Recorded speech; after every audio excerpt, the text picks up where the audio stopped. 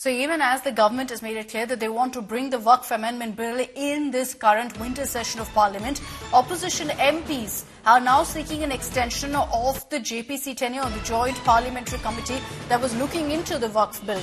Opposition MPs have now written to Speaker Om Birla demanding that there be an extension, saying that the panel held merely 25 meetings. The stakeholders involved need more time to put forward their case before the panel, which is why they're saying that there should be an extension, more detailed discussions, and only then are we ready for a draft report of any kind. Remember that the WAQF JPC chairman, Jagdambika Pal, has already sent across a draft report. It's based on that the government is actually pushing forward with the WAQF Amendment Bill in this session.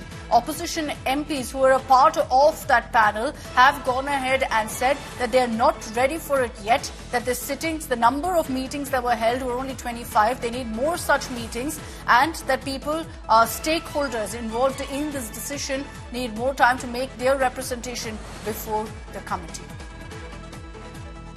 Rahul Gautam is joining us with more details on this. Rahul, the opposition strategy as far as the WAQF bill is clear now. They've written to the Speaker seeking an extension of the JPC tenure. Run us through what really they mentioned in their letter.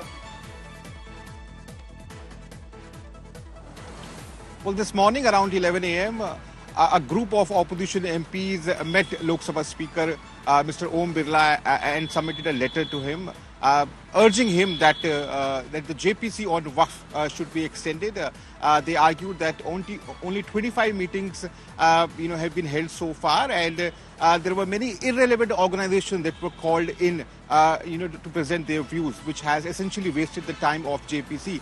They've also argued and put in record that at least 3 states, namely Delhi, Bihar and Uttar Pradesh, are yet to submit their representation. Now the opposition MPs are saying that because WAQF bill is going to influence and going to affect a very large section of society, particularly the minorities, therefore they should be given sufficient time to argue, to conclude. In fact, they said that if at all, these JPCs and these legislation business is going to be a mere formality, this is going to reduce the very dignity of the parliament. So they have urged and called upon the government and Lok Sabha Speaker Om Birla to give sufficient time and to extend the timeline of JPC. Now remember, the government has already listed WAQF bill as part of the BAC, that is Business Advisory Committee, and you can expect, and in fact Prime Minister also said that